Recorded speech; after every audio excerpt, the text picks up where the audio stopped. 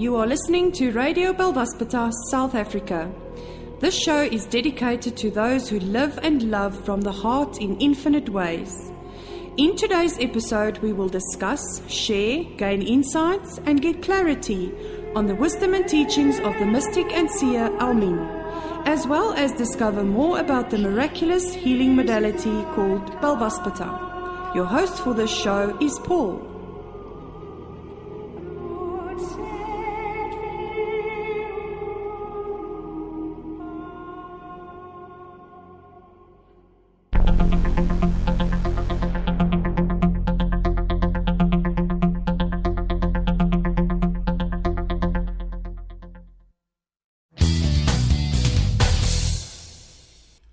Hello, I'm your host Paul. This is Radio Belvaspata South Africa show for the 2nd of February 2017. Thank you for tuning in if you're live, and thank you for listening to this if you are listening to the podcast version of it. We've got a really exciting show tonight, jam-packed with all sorts of information, exciting insights, and we're going to be talking about the future of spiritual flatlining, how we live through parallel realities, as an opening comment by with some wisdom by the seer Almin. She says, in a cosmos where perfection underlies appearances, protectiveness is not a true frequency. Replace protectiveness with trust. So it feels as if humanity may be living in some form of shock. When I look around me day to day, I look around me as I'm driving around, as I'm discussing things with people, looking at reactions, looking at my own processes that are going on. It feels to me on some level like the majority of people that I'm communicating with or sharing some space with at times are living in what is called a flat line, just absolutely dead space where they are living in complete programs. It's just like they're living in a flat line of programs and beliefs, of even dead emotion. Hormonal outbursts at times are coming up. Wow. Bodies seem to be frozen, shoulders, backs, necks, all jammed up. Sciatica, lower back pain, feelings and experiences like viral overheating is going on, high blood pressure sometimes, a lot of blood sugar problems going on with a lot of people around us. So I'm asking you, is humanity stuck in time and in a certain reality which we are battling to get out of? Are we stuck between the old and the new? And are we trying to assimilate the experiences of bringing in new parallel realities into our lives and just getting jammed up whilst doing all of this? Flatline is like an electrical time sequence, but frequencies are pushing through by the look of it from what I can see. Wikipedia describes a flatline as an electrical time sequence measurement that shows no activity, and therefore when represented as such shows a flat line instead of a moving one. So I'm talking on a medical level right now. It almost always refers to either a flatlined electrocardiogram, an ECG, where the heart shows no electrical activity, or to a flat electroencephalogram or an EEG in which the brain shows no electrical activity, and this is registered as brain death. Both of these specific cases are involved in various definitions of what science and medical terminology terms that way death. But I'm looking at it in a different way tonight. We're going to discuss aspects of it. I think the brain and the heart are changing the way we function, and we just don't understand it and keep trying to get a grip on the old and trying to make something new out of the old, always looking for something new. But of course we have to remember that we're just simply shifting the unknown into the known, and these are all aspects of working within the existing matrix, whereas our job as light bringers and light holders of the world is to learn how to dissolve the matrix of working in the unknown every single day, every single moment. The old way no longer works, and it is one big moment for us to learn that it is trust that we need to work with, and not be so protective of ourselves and our identities and all of those processes that are going on around us. So the future of spiritual flatlining has brought up an incredible experience, and I just wanted to share that over the last few radio shows, and I think even in last week's show when Diane was guesting in studio with me, I mentioned the fact that I'd had an experience where I was dreaming about a sigil moving from me up into the different realms, and it was quite an intricate sigil that was being formed. But through our discussion last week, we were realizing that this is something that was taking us into different realities, different parallel realities, and eventually we would end up in the future as we merged all of these together. And I remember now just feeling that I wasn't feeling secure enough within myself to go into that sigil and follow its journey. But I'm quite okay with it now. I think something has adjusted within, and I'm looking forward to those experiences and that journey as we're going along. Of course, please share your insights. We love the insights as we're going along. This is not all about what one person or two people experience. It's an insightful show. We want to know what you've experienced, what you are seeing. So please send some comments to us during the show. And of course, you can also email us, and our contact details are on the website and on speaker.com at this moment in time. And in a little while, we'll just give you some of those numbers and information to deal with. So the future of spiritual flatlining is something we're talking about. It's also talking about accessing parallel realities and then working with all of those. But we are in a huge situation, and I know so many people in the world are being faced with massive shifts and change. So let's discuss all of that as we go through.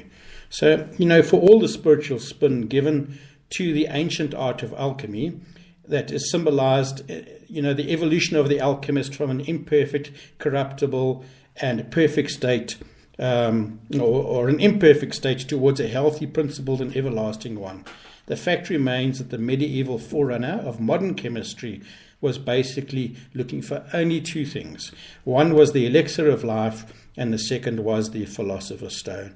And those of you that have been following the teachings of the mystic and the great seer Almin will understand where I'm going with a lot of this process together, because we are working through the aspects of complete resurrection, of working with immortality, and of course living in a state of complete incorruptible matter. And I think science has finally given us the proof of that this is happening. So pay heed tonight, everyone. Wait for the insights we're going to share with you about time crystals. We're going to share with you about the realities of predictions as they come up, and how humanity has managed to make all these big shifts.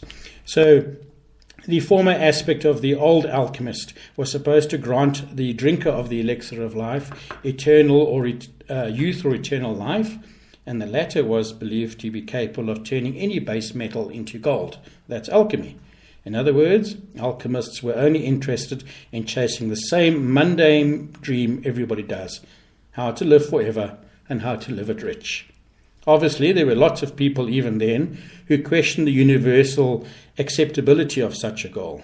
For if anyone could be perpetually youthful, then the concept of suffering, of disease, of old age and death would vanish, only to be replaced by a monotonously flat, never-ending existence. Since without the notion of mortality, immortality makes no sense.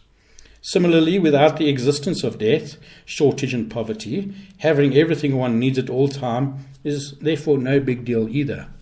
But in a way, that's just where the advances in science might be leading us to tomorrow, with stem cell technology being able to fix most defects arising out of old age, accidents and sickness, with regenerative medicine allowing us to regrow lost or diseased organs and limbs, with artificially intelligent prosthetics and synthetic body parts replacing organic ones, with the human-machine interface becoming increasingly blurred, and heaven only knows what else lies in store ahead.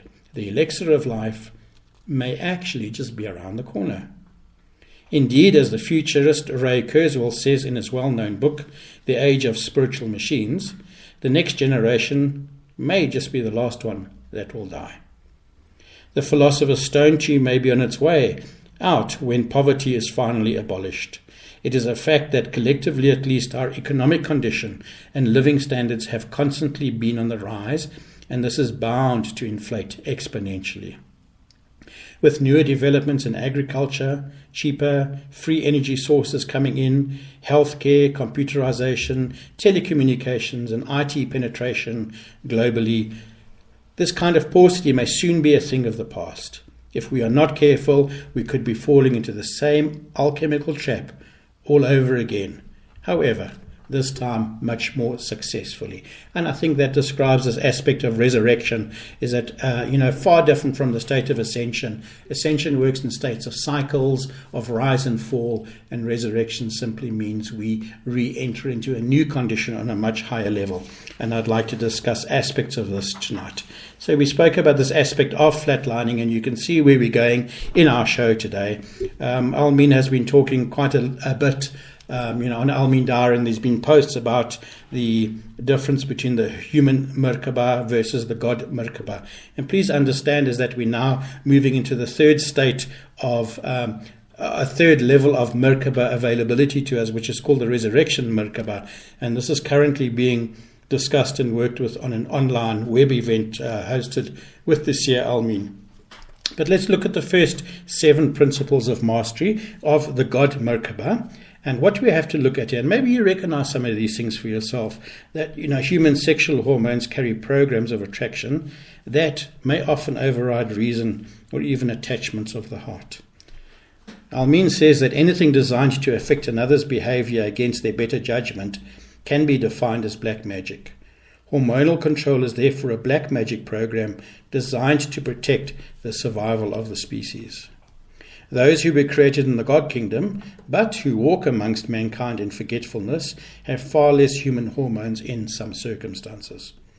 Hormone replacement therapy seems necessary after a certain age. The attraction factor can be achieved without indiscriminate enforcement by mastering the rotation of the fields around the body. And this is the Merkabas that we're speaking about. They're age-old teachings, but I think Almin is giving us such a brand new way of looking at them and, of course, working with them to such a level that we see these states of resurrection are now emerging within all of us and within humanity. The third aspect of the 7 steps of mastery that we need to look at, that in a God being, one who is awakening to their expression of godhood through the process of what we are calling resurrection, the fields around the body elongate. And these fields are referred to as the Merkabic fields or the Merkaba.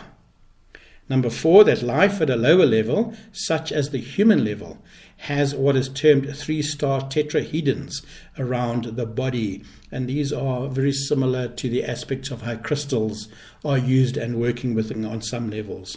These are the shape of 3-dimensional stars of David, each having 2 interlocking 3-sided pyramids. And those 3-sided pyramids are, of course, 3D in their dimension, in their expression. The 3-star tetrahedrons occupy the same space around the body, one spinning to the left, one stationary, and one spinning to the right.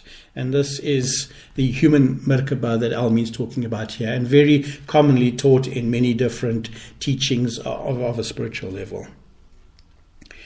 The point that we need to understand that these 3-star tetrahedrons reach a hand length above the head, or the top pyramid, and a hand length to the ground beneath the feet in the case of the bottom pyramid. So this is called the earth pyramid, and of course we have the sky pyramid.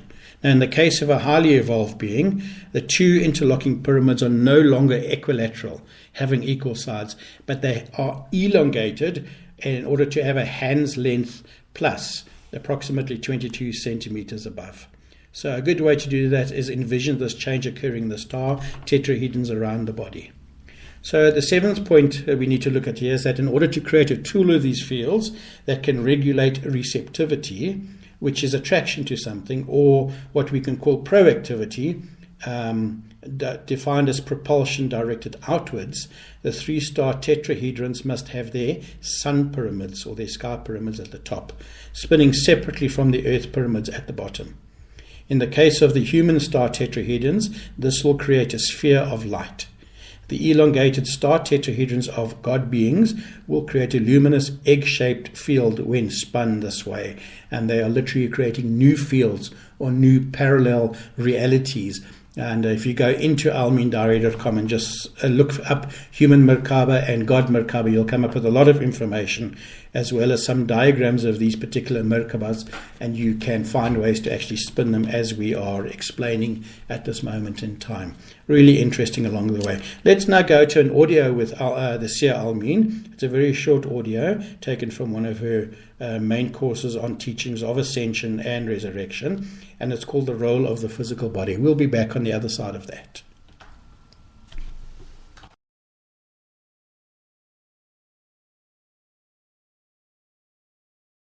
It's not that you have to get rid of your body. It's just like a little layer of dust. And as you start to live more and more from this eternal perspective, but acutely aware and engaged with the exquisite details through which it reveals itself, you are starting to live beyond the strings that are being pulled by the puppeteer, which is the body. And it becomes a thinner and thinner and thinner layer of dust until eventually just the eternal luminosity of your being is all that shines through. It's not that you're going to lose your shape, because as an individuation you can keep any shape you want. You can even change your shape.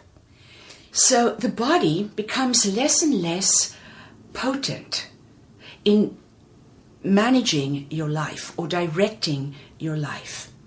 The body has formed from the stories of your incarnations. Every time you've come in through birth, the story of your life has created a denser and denser and denser body. The story is the receptacle of the body is the receptacle of life's stories. The soul is the receptacle of death's stories, and so forth. The first place to start with getting rid of the programs is getting rid of the negativity you feel towards your body, because you strengthen what you oppose. Accept it, not by measuring it against the world's standards, but by marveling at the wonder of it. And as you accept it, but live from the fullness of your being, it becomes a less and less physical body until eventually you are living from eternal form.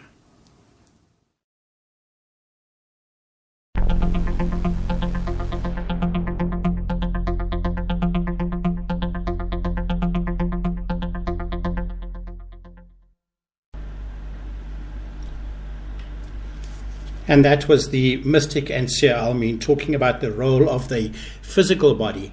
And we know that in many teachings, even some of the backgrounds that I have emerged from over my life, the teachings are that the body is nothing, etc., etc.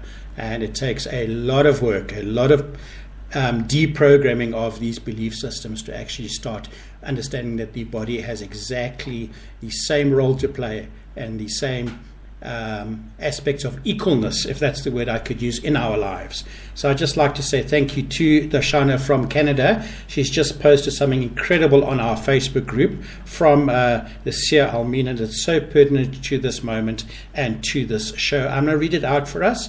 So this is news for the new year, and for those that are not aware of it, we have just entered the cosmic year a few days ago, or last week.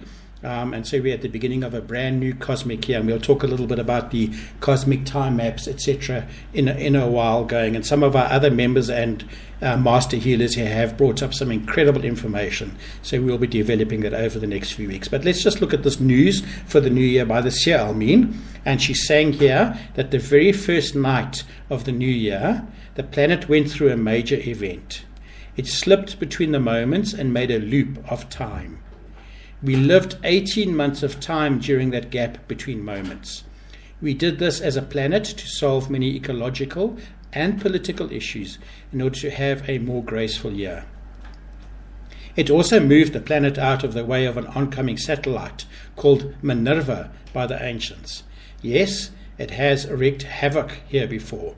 This name was given by the ancients. This event is indicative of the Dreamtime work of the Holy Ones on earth. A very good example of why you shouldn't put any credence in the doomsday prediction of others. Some are even incorrectly calling it Nibiru. During the last week's work, many of you have been dealing with issues arising within, that you know are unworthy of the higher evolution that you have reached. This was and will be for some weeks longer deliberately orchestrated in order to deal with toxic waste at the bottom of the ocean. Deal with these newly revealed shortcomings by observing and applying the perception you have gained. You are doing this in service, and that's by the Seer Almin. Absolutely incredibly wonderful information and insights, and some great advice from her. And thank you, Darshana, for posting that right now. I'm sure all our listeners are appreciating it. So we're going to talk a little bit more about these processes that are going on. We're going to talk today a little bit about how we're going to try and place the healing modality of Belvaspata in a context that will foster some understanding for us on a deeper level. Basically, as underscored by many spiritual traditions, we are, of course, prisoners of our perceptual paradigms of how we think the world should function. Kind of like I see you as I see me kind of process. If we shift our consciousness through, for example, the Seer Almin's presence or Belvaspata mediated mechanisms, the perceptual prison starts to tumble, and the mind, body, spirit healing energies previously held in abeyance then begin to flow in. Consciousness-driven healing is not just metaphysical hokum pokum. Indeed, numerous studies demonstrate that the consciousness, emotions, and attitudes we embrace can affect our health. For example, scientists have started to using the emerging field of epigenetics to explain how consciousness can affect gene expression and, as a result, our physicality and our health.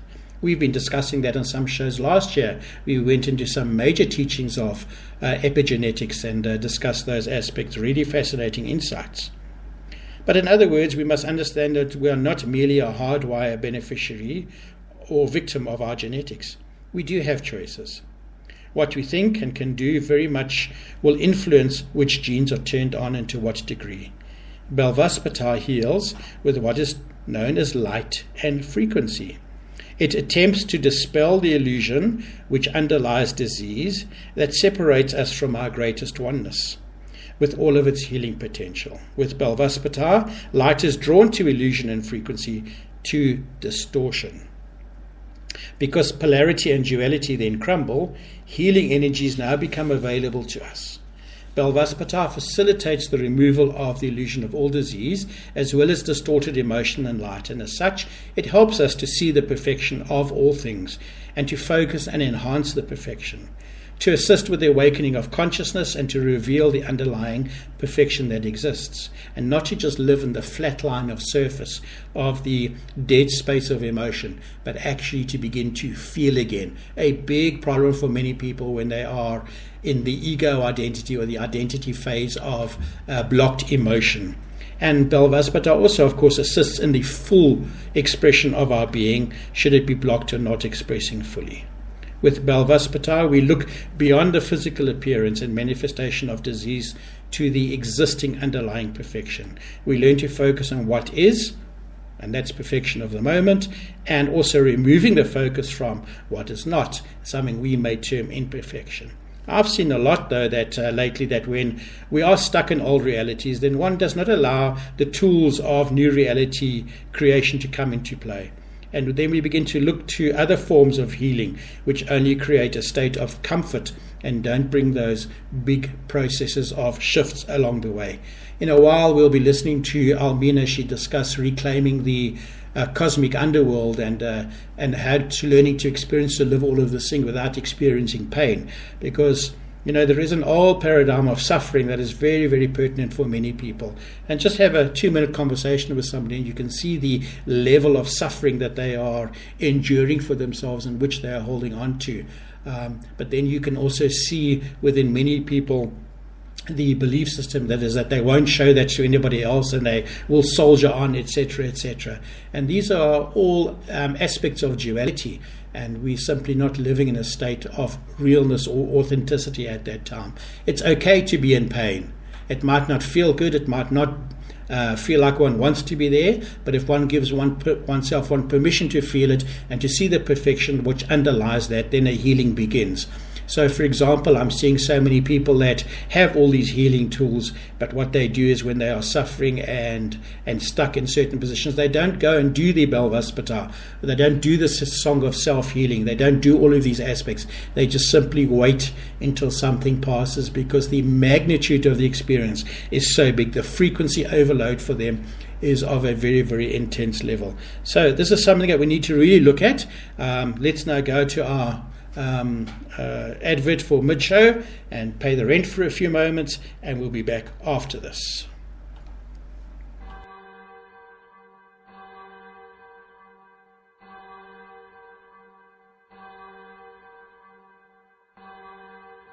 Team Belvaspata Healing South Africa facilitates one-on-one, group or distant healings utilizing a cutting-edge angelic healing modality that harmonizes and balances using a combined process of light and frequency. This cosmic healing modality has various protocols available that will assist in the transformation, transmutation and transfiguration of many areas of life. Visit our website on www.belvaspata.co.za for complete information, and also link to us on Facebook under our name Team Belvaspata Healing South Africa. You may also send an email to belvaspata@anua.co.za. You can join our WhatsApp discussion group for daily posts and trending information and updates from Almin, the Seer and Mystic. Message us via either Facebook, email, or on the station's commentary section. We will now return to the online chat show, hosted by Team Belvaspata South Africa and our guests for the day.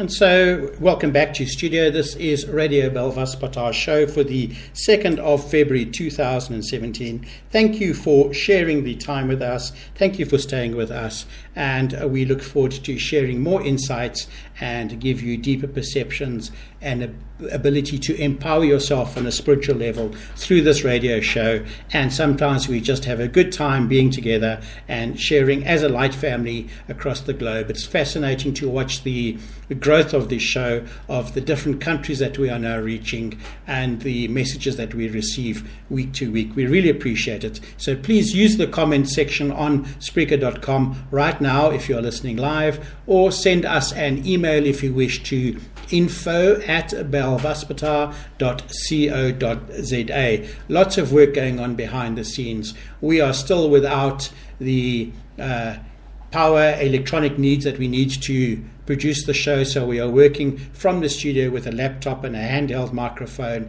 and if we are sounding a little bit echoey, that's why, but we are still with you, we're still producing the show, and at the end of the day, does it matter what the quality of the sound is like, so long as we are together? And thank you very much for understanding all of that. Hopefully in the next 2 weeks we will have resolved all of these things and we will be back to our previous quality. But as I said, so long as we're together, it is our absolute pleasure to host the show and to be with you and to share with you on a global level. Almin talks about the artwork of your life. She says, assume you're making an exquisite artwork with your life.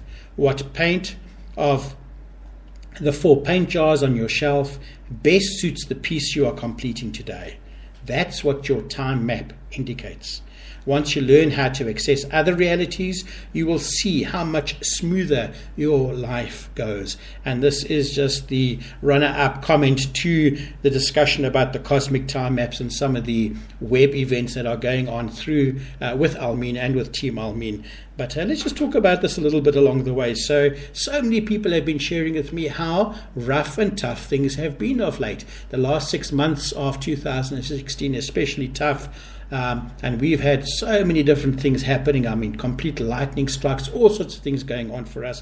And we just try and keep moving forward along the way and not get stuck in any particular reality. But how difficult is it not to get stuck in a reality when emotion grips you, and I think it's something we all need to work on. And of course then Belvaspata healing has to come into it and begin to allow us to see the perfection of all of these things, and not to define things as right or wrong, but simply as things unfolding for us to work through, and then to experience the dissolving of the matrix to allow a new reality in. But very important for us to understand is that perhaps we, you, I, whoever we're talking about at this moment in time, perhaps you can identify this.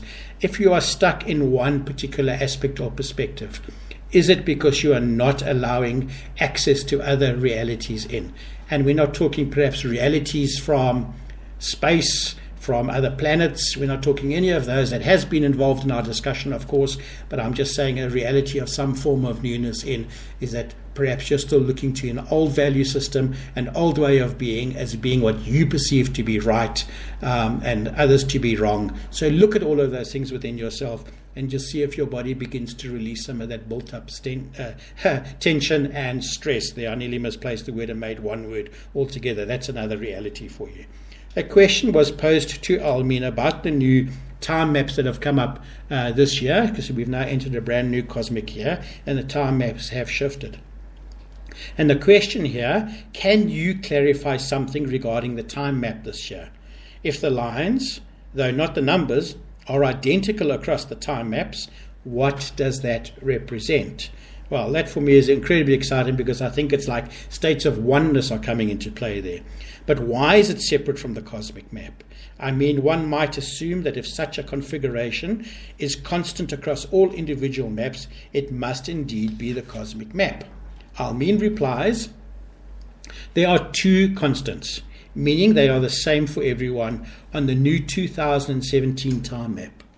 The subpersonality being emphasized on any specific day, as indicated by that day's letter, and the vertical or radiating lines that travel outwards to a little beyond the outer rim. The cosmic map indicates the sum total of all the individual time maps. It's the overall unfolding of the cosmic purpose. In the previous cosmic time map, it was easier to correlate the individual time map to the cosmic one. But with this, the interdimensionality of cosmic life this year arriving, it is extremely difficult to read the cosmic map the way that we could before. And these constants, that number one, the subpersonalities are dominant on the days, indicated by the letters A, B, C, or D. Within each reality, there are 4 subtle layers of life. We can call them overtones.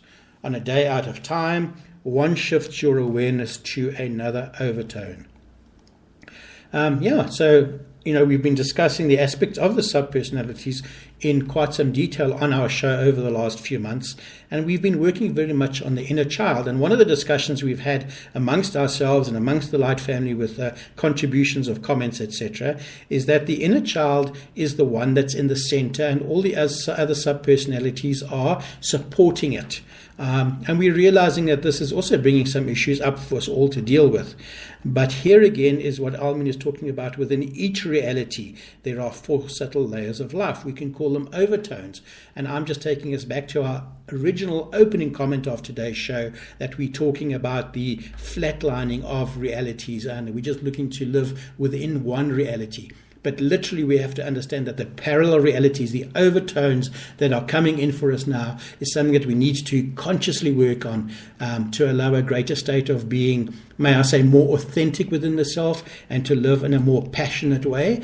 Literally the old way is dead, and therefore that is why people are walking around somewhat like zombies at times, staring vacantly into walls and not able to make decisions on so many levels within their lives. So these overtones are all different realities that we are bringing in, and the time maps that we are now working with for the rest of the year are allowing us to do all of this. Just a reminder that we are going to also be working a little bit more substantially with the song that the Master Nico wrote, called Straatkind, translated into English means street child, and the comments by some members within Team Almi talking about the extreme frequency hit that they had listening to that particular song. So we're just waiting for feedback about all of that, but we really understand is the dynamic now of the inner child and the frequency that is needed to shift into a different reality, and how this song is happening and working with it. So you can listen to that song a few shows back.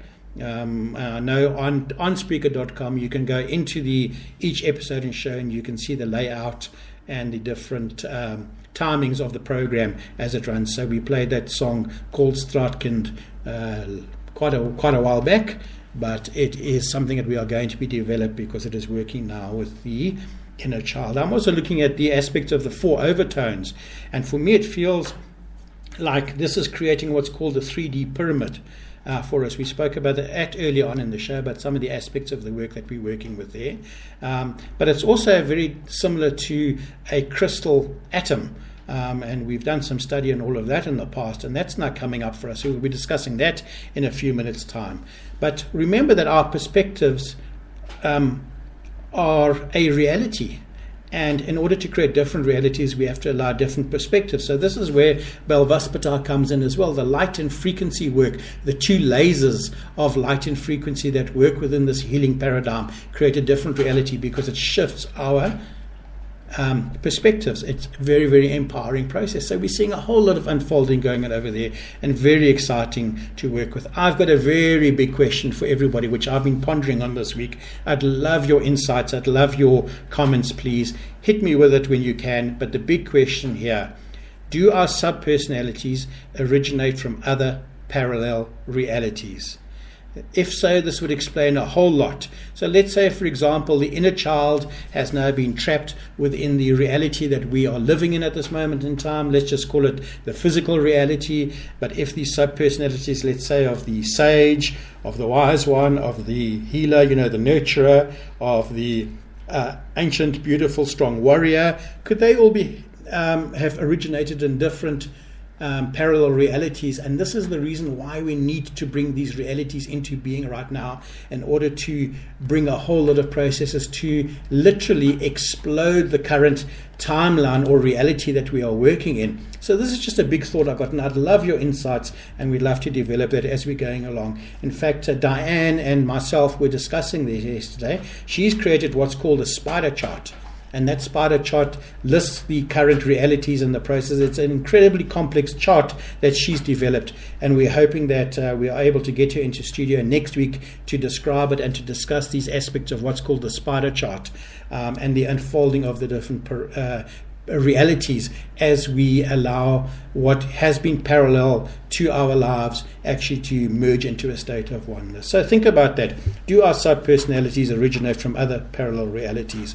So light workers of the world unite, hit us with it and give us some answers. We'd love to hear from you. All right, Almin says regarding the time maps that this year we will be accessing one of the 4 layers of experience every day. So there you go again. The layers represent this reality's sub-personality. So that's part of the question as well, and what is actually happening within all of that. Almin says that when we are in a specific sub-personality overtone, through resonance, it will awaken your corresponding sub-personality also. Number 2, the stages of change. That's a whole show all by itself, indicated by the numbered radiating lines. She says that in the book Journey to the Heart of God, we have several illustrations of the tree of life, or the cosmic layers, as illustrated by a figure 8. We also say that these layers represent stages of change or evolution. The stages of change represent, therefore, layers of life found in this reality or in parallel realities. So not only is all life moving in and out of the subtle overtones of one reality, but layers of life in other realities are able to be accessed now as well. An analogy would be having 4 colors of paint at your disposal. You are making a unique artwork or destiny with your life, and you use whatever color paint is most suited and helpful to articulate your artwork. Very interesting is that Diane has also begun to create a whole new process called the perception of beauty and seeing the perfection within, and she's going to be creating a Facebook page and putting her arts and insight, because every day she sits and she draws some beautiful inner experience which unfolds within her, and she writes aspects of beauty within that particular artwork, and the message of inspiration is absolutely fantastic. So Diane, we're looking forward to seeing all of that, and of course we'll share that with everybody, and you'll be able to connect with the spiritual artist and grandmaster healer Diane with all of that incredible work as we're going along, and get that inspiration. And she sent me some incredible colorful paintings that she's done of tables and paintings that are just absolutely dynamic, and we'd love to share that with you as we're going along. Okay, so we're going to go now to another audio by Almeen, and in this video Almeen talks about levels of life as interactions between inner sub-personalities. She says that the different kingdoms are layers of communication within us. What is incomprehensible to mind and heart are sometimes stuffed into a layer that is meant to be a treasure chest of inspiration. This is all reclaimed by living in what's called let's break out of the old feelings and creating senses of adventure. In this audio, Almeen tells us how to let go of experiencing things without pain by moving through the change of our lives with shifts, and through the levels by putting everything into perspective. So this is Almeen reclaiming the cosmic underworld and talking about different parallel realities at the same time. But I just want to say to you, isn't this absolutely timeless for us?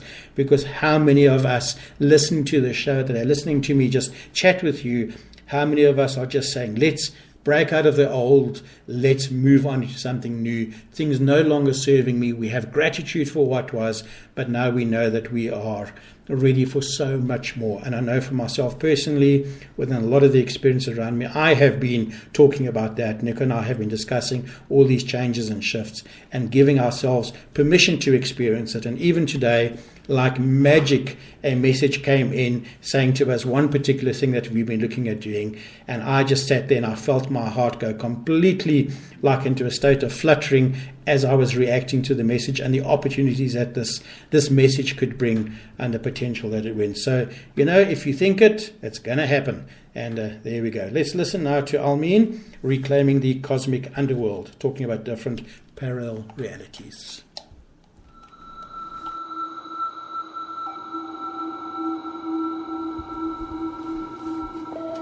I want to summarize for us what it means to reclaim our subconscious, and by reclaiming the subconscious, also reclaiming the cosmic underworld.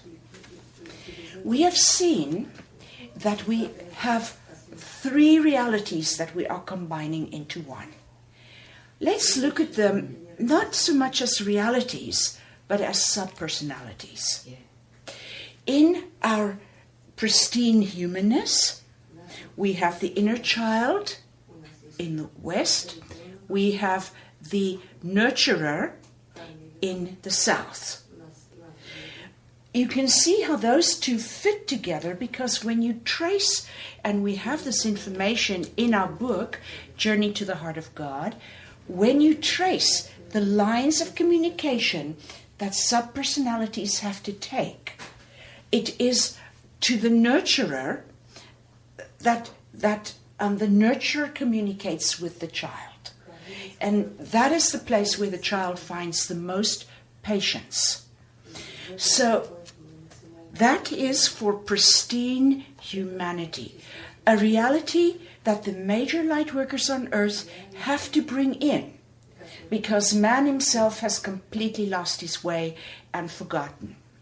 His memory of that is befuddled. It's mixed up with spider webs of grids of belief systems. So then we have the God Kingdom. And we have said that the God Kingdom actually represents the direction of above. And it consists of the high mind, which is our conscience. The high mind always does the right thing. It does its highest truth. most of mankind, they haven't even considered what is their true highest truth, because they let the religions give them what the highest truth is and just tell me where to go and what to do, and I'll sort of sometimes do it. So the gods are different. God beings are walking amongst humanity. They are the major light workers like yourself, in a state of forgetfulness, having forgotten who they are. But one thing they have not forgotten is they are the truth seekers, the light seekers, because they represent, as a God reality that is lived in conjunction with a pristine human reality, they represent high mind, and actually also the subpersonality of the scout. Both represent the two poles of the direction of above. The scout does what you have done for some years now as you've walked this journey with me. You are determining the direction in which life is going to go. In the time of the pioneers, and yesterday it was so beautiful to see that we had that as one of our 99 principles of brilliance. The fact that we recognize that we are pioneers of thought and truth and consciousness. Because if we recognize that, we don't get drawn back into the mediocrity of the masses. So the God Kingdom has as one of its poles the scout. In the pioneer days, the scout used to go ahead and tell the wagon train, you can only go straight for a little while longer, but when you get to the river, you better make a left. The crossing is up to the left. If you try and cross here, many of the livestock and the children and so on will wash away. So this is not the place to cross.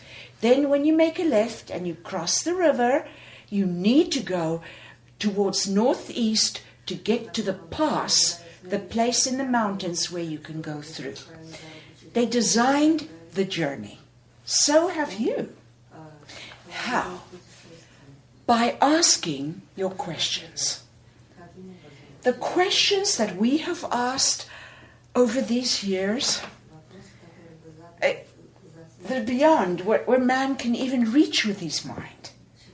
I give an example of one such thing. I remember having a workshop in Alaska in my very beautiful student and sister's front room, Ruth Peterson, and our assignment for the retreat was to map out internal space of the infinite. We had no idea where to begin, what to do, but inside each one that was there, one of the bricks was laid to create a structure so that we could understand at the end of our retreat exactly what we were looking at.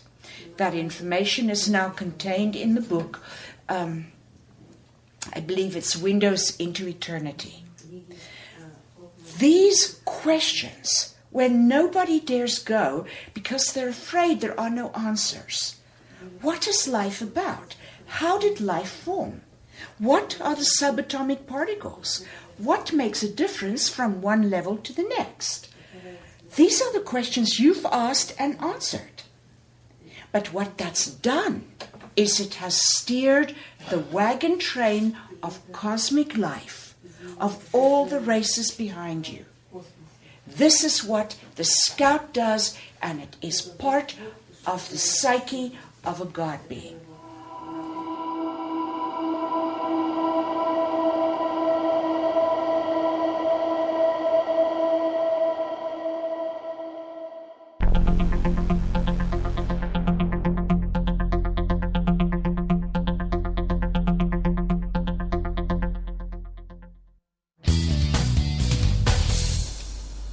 And welcome back in studio. I'm Paul, and Nico is handling our sound today. apparently we have a good sound run all the way through and our signal is strong. So I am in gratitude for that. We were listening there to the great mystic and seer Almeen as she discussed aspects of reclaiming the cosmic underworld. So talking about the seer Almeen, there's a 2-day web event which is currently going on. It's called the High Magic of Time Maps. I said currently going on, but it's a 2-day web event by the Seer Almeen on March the 25th and 26th, 2007. There's another date altogether I have here, but that's the date of that particular 2-day web event called the High Magic of Time Maps. You can go and book for it online on spiritualjourneys.com or on almeendiary.com. The aspects of that are the description of that is absolutely incredible and so pertinent to where we are at this moment in time, and so incredible to understand that we are on the cutting edge of everything that is new day by day. And the Almeen says here that the substance of incorruptible white light is similar to liquid diamonds. There has never been anything comparable to this light anywhere in the cosmos. We had a giant leap in the transition from duality into Godhood. We used various tools and transformed human Merkaba into God Merkaba, which then allowed us to interact fully with infinite intent in order to manifest effectively and much more.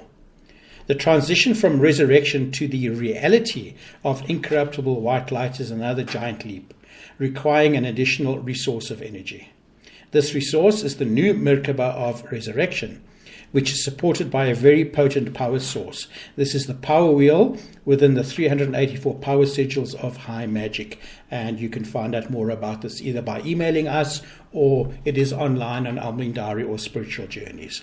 But the reality of the white light is living in the reality of High Magic. This year is the reality of bringing in High Magic and living in it effortlessly. Here you will interact with life impeccably, and white magic flows through you freely and effortlessly, as though and through you as a living conduit. The functions of the Merkaba of resurrection are wonderful to talk about and listen to. It's about uniting the individual being with the reality of the incorruptible white light that is based on these 384 principles of High Magic. It allows us to transition the body from the state of resurrection to the state of non-material, incorruptible white light. It dissolves all programs of aging and death. It creates a sacred space of peace, which lifts us into the reality of incorruptible white light and protects us from distortions and harmful intent. Through constant practice, this then becomes the constant reality of our life.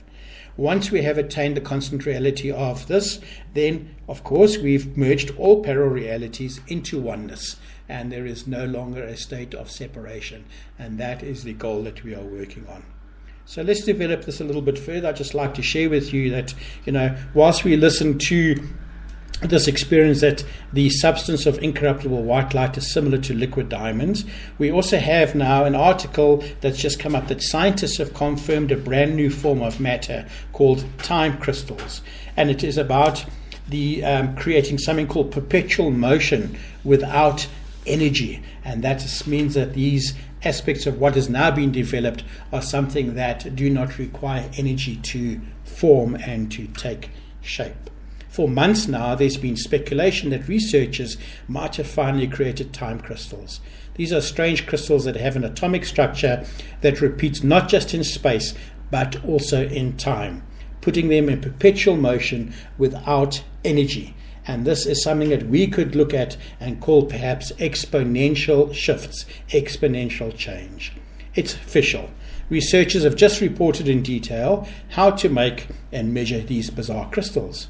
2 independent teams of scientists claim they have actually created time crystals in the lab based off this blueprint and the speculation. It confirms the existence of an entirely new form of matter. Now remember what we read out earlier about the High Magic of Time Maps, where Almeen talks about transitioning the body from the state of resurrection to the state of non-material, incorruptible white light. So it's absolutely official. We now have an entirely new form of matter to work with. The discovery may sound pretty abstract to most of us, but it heralds in a whole new era in physics. For decades, we've been studying matter, and this has been defined as being an equilibrium, such as metals, insulators, and conduits, etc. It's been predicted that there are many more strange types of matter out there in the universe that aren't in equilibrium, that we haven't even begun to look into, including time crystals. But now we know they're real. The fact that we now have the first example of non-equilibrium matter could lead to breakthroughs in our understanding of the world around us, as well as new technologies such as quantum computing. So this is a new phase of matter. But it is also really cool because it is one of the first examples of non-equilibrium matter, says a lead researcher from the University of California, Berkeley. For the last half century, we have been exploring equilibrium matter like metals and insulators. We are now just starting to explore a whole new landscape of non-equilibrium matter, which is creatable. Usually when material is in a ground state, and a ground state is structures that appear to have movement even at their lowest energy state.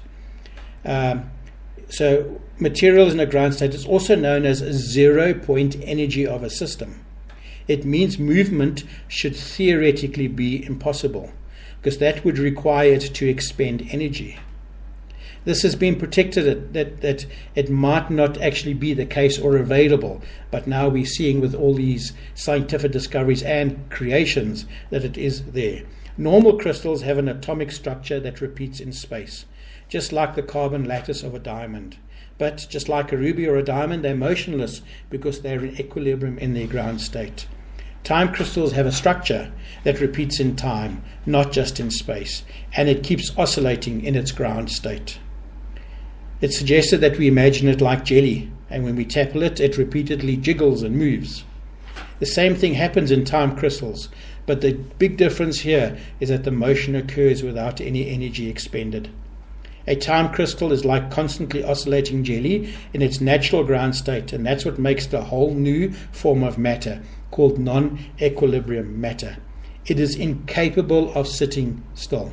So there you are, you have movement and exponential experiences, but without the expenditure of any energy. It's one thing to predict that these time crystals exist, but it's another entirely new matter to make them, which is where this new study comes in. Folks, we are definitely living in a new world. Our DNA has had to shift to allow this to happen. In Almi's teachings, we talk about formless form and shapeless shape and timeless time, etc., etc. And there it is. It's just proven that crystals and their structures and their atoms can all work. We've crossed over the bridge between the theoretical idea and the experimental implementation of it. So while scientists are still waiting for final papers to be published, these two separate teams have used the same blueprint to make time crystals out of vastly different systems.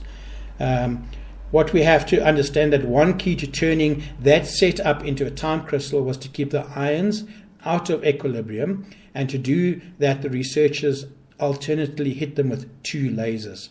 One laser created a magnetic field, and the second laser partially flipped the spins of the atoms. So now I'd like to bring in the aspects and discussion about Belvaspata healing that we spoke about earlier, because through the aspects of light and frequency, magnet and electrical processes, we get perception and power. No wonder we're seeing some spiritual flatlining happening as all these other realities are pouring in. The human condition can no longer actually cope with it, and it is just simply pushing through all these new processes and releasing the old programs. Absolutely incredible to work with. So these two lasers were nudging the atoms, were producing a repetition in the system at twice the period of the nudges, something that couldn't occur in a normal system. But that's the essence of the time crystal. Under different magnetic fields and laser pulsing, the time crystals would then change phase, just like an ice cube melting, so they can reform themselves consistently over and over again without expending energy. Absolutely incredible in the world of science, but now we're seeing from the world of spirituality how those two forms and realities are no longer parallel realities, but they are merging into one aspect of it.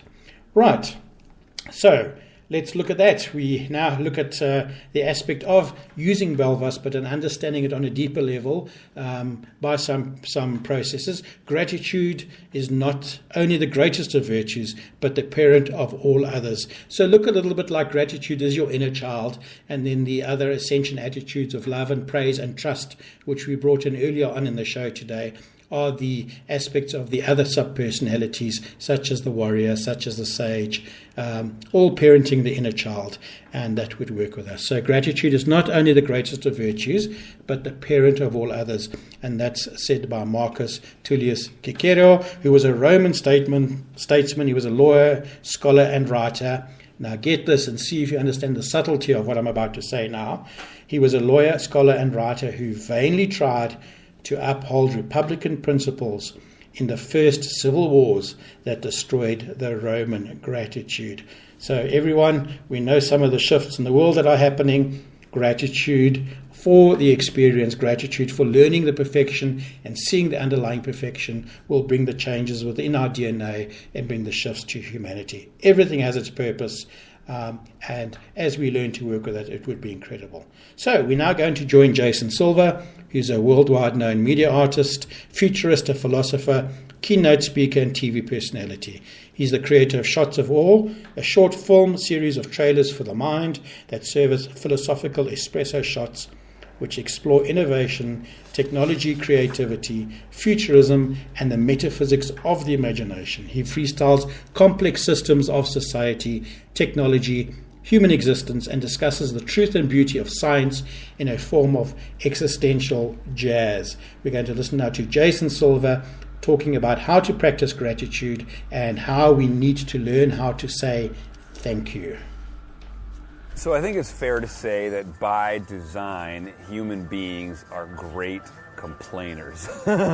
We have a unique skill set, unique capacity to find what's wrong with the world and hopefully intervene, address it, and make it better. Our capacity of imagination, to imagine, to design, to create, has allowed us to rework the world, to improve upon it, to augment, to upgrade, to set ourselves up as engendered gods and goddesses who soar through the sky with technological marvels, to create cognitive appendages and prosthetic extensions of mind, tools that we design that design us in return. Our capacity to find what needs fixing is a gift. What's not a gift is our overuse of that capacity. The fact that we're never, ever satisfied, the fact that we're never, ever satiated, right? We have more than we've ever imagined. We are wealthier and more privileged than at any other time in human history, and yet we always look for a reason to complain. And so the question then becomes, how do we address this, right? How do we both celebrate our capacity to make things better, but also learn to appreciate what we've got and what we have achieved, right? So key buzzword these days in the self-help movement and people looking to address the anxieties and neuroses of the modern age is, how do we learn to be more grateful? How do we practice gratitude? How do we learn to count our blessings? Each one of us is already a miracle. If you can breathe, if you can think, if you can love, if you can yearn, you've won the lottery. I mean, just think of all the sperm that you had to triumph over to get to the egg that conceived you. For 9 months you were safe, merged with a visionary being known as your mother. Finally, through the birth canal, emerged into a world of inconceivable wonder and mystery, floating on a rock in the middle of a universe that is bigger and grander than we can even model with our greatest mathematics. And yet here we are, right?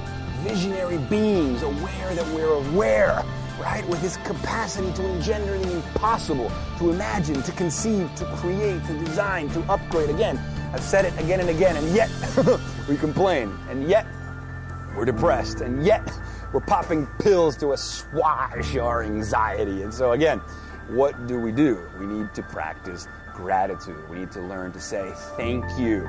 Thank you. Amidst the inconceivable cosmic ash of nothing, we are here, and we can love, and we can yearn, and we can dream, and we can have sex and orgasm. I mean, my friends, we have it all, and we just need to learn to appreciate the fact. So I'll leave you with that. Gratitude, gratitude, gratitude.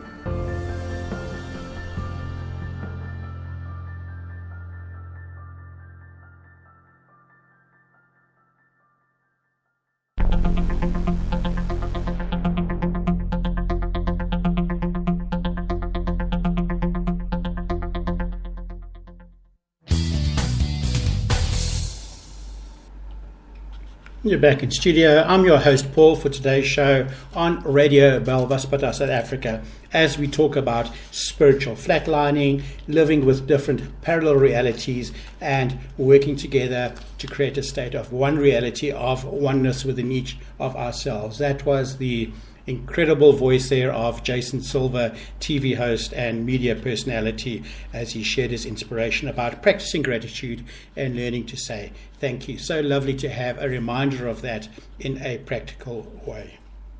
So the prediction for the week of January the 30th to February the 5th is very interesting. I'm not going to go through it. I'd just like to suggest is that each one of us goes and reads it. And there's just 2 or 3 lines I'd like to remind us. Realize that your imagination is an instrument for creating the reality in which you are receiving experience. Create in the awareness of your true essence. Everything you interact with, deal with, or become aware of is, in truth, as it appears. Expect success in everything that expresses in your reality. Rebirth your vitality in the freedom from resistance to life. Release ghosts of the past and all expectations. Courageously embrace that wild sense of adventure and allow life to surprise you with wonderful expressions in your reality. And that's part of the weekly prediction based on the sacred runes of the Infinite Mother, compiled by Grandmaster of the Runes, Ella Jelinek. Thank you, Ella. Right, here we are, coming to the end of the show. 2 short little bits to talk about. I'd like to talk about a meditation process that is coming up for us. We are doing and hosting a Devi Sattva Yoga of Illumination workshop on February the 11th, Saturday, 2 till 5 p.m. and we'll be working on specific aspects of Aranash Subha Yoga, but I'd like to just share with you some aspects which have popped up for me today as we look at all of that. And this is one of the poses within Aranash Subha Yoga, meditation on the following concepts that fit so perfectly today. In guiltless perfection, existence unfolds. There is no good and evil beyond the matrices created by our belief systems. Individuations dance like flecks of dust in a light beam that shines through a window. The window consists of the mirrors of body, of soul, and of spirit. In examining itself, the infinite cannot perceive itself directly, the way a light beam cannot be seen directly. Only in observing the individuations that are illuminated by the light can it be traced. Like dust in a light beam, there is no guilt or culpability, just aspects of life that from our vantage point are incomprehensible. And that is an excerpt of one of the meditations coupled with the poses from the Yoga of Enlightenment by Almin called Aranash Subha Yoga. Right, to finish off our show, we'd like to talk about a little gift that we'd like to share with you all today. It's taken from the Almin course, The Restoration of the Birthright of Man, as we move into Incorruptible White Magic. It's the wheel to restore clarity of vision. So many of us may get stuck in different aspects, different processes, different perspectives. We may become disempowered by all of that as we get trapped in those particular realities. And remember, realities don't mean they're truth. We already know what truth is where we are at any particular moment without giving it an identity. But with a world that is filled with false, fake, overbearing news that is just there to shock and to take us back and draw us back into mediocrity, it's very difficult to decide which reality is true. And the only reality you can really rely on is that which you have within yourself, and know that you have the power to bring power and perception into play to shift those realities so you can live in a deeper and more empowered state. Now, within that particular course that I spoke about living in incorruptible white magic, the wheel of clarity of vision is available for us, and it can be used with the earth symbol, and this is to reveal absolute truth. So we're going to place that wheel on the image for today's show, and then you can just click on it and download it for yourself. And if you want the earth symbol, then we can also supply that to you. But the information around this beautiful wheel is that it says additional information for your interest about it. Wheels such as these can be used as power objects to access specific energies. They can be meditated on, used as stationery, posted on the wall of your office, carried in a card in your purse or your wallet, etc., and you can design what you like along with it. So you could actually use this wheel to reveal absolute truth, and absolute truth is where you are at in your most powerful form and in your most powerful way at any one particular moment. And this should help you through the next few weeks as everything comes up and moves through, as we heard earlier from the Seer Almin. Right, so there we go. That's our show for the day. We thank you for joining us. Thank you for sharing with us, whether it's live tonight or whether it's via podcast. Please remember, we love to hear from you. We do have a website, www, you knew that already, .belvaspata.co.za, and you can also email us on info@belvaspata.co.za. For those on our local WhatsApp group, congratulations, well done. It's wonderful to have you along with us and to keep inspiring all of us in the different ways that we have. It's an honor to share with you. Our closing comment for the night, just to define where we're at and to close our show. Create a sacred space by expressing passionately. The denser you find your environment, the greater the need to push the density back with your passion. And that's from the Mystic and Seer Almin. Thanks to Nico for sharing the space with us tonight in terms of handling the sound desk and the laptop and everything else that we've needed to try to keep the show going. We'll be back in studio again next week, Thursday, South African time, 8 p.m. Please join us and send in your comments. Until then, good night and bye-bye.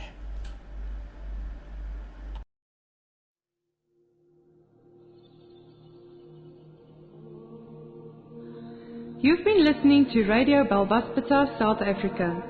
Thank you for listening and sharing in our discussion. Should you have any questions with regards to the healing modality of Belvaspata or have any healing needs, please send us an email to info@belvaspata.co.za or add comments to our page on Spreaker.com so we can work on providing a suitable response. We now close this episode with the eternal ascension qualities of love, praise, gratitude and trust, and look forward to sharing again with you next week. Goodbye.